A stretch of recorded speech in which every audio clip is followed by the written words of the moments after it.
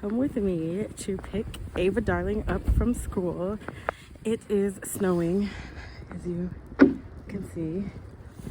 It's snowing, but I brought the sled. I brought the sled so I can pull her home. Oh my gosh, there's a car sliding over there. Yeah, there's a winter weather advisory until 1 a.m. So yeah, it's a blizzard, but thank goodness it's a 4-minute walk, so we won't be outside for very long. So yeah, let's go get her. What do you think? And I got a note from the Clean Desk Fairy.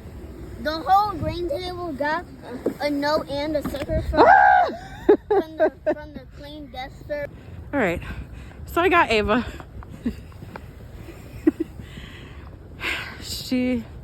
Cargo is secure. Whoa, another bump. But Jordan was right. I am very tired. But this was fun. Ava, you having fun?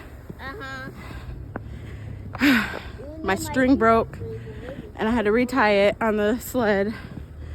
Honestly, we would have been home if we had walked normally. But you know, this was fun. This is fun. An adventure in the winter wonderland. We are home. We made it. Home sweet home. Go, go, go, go.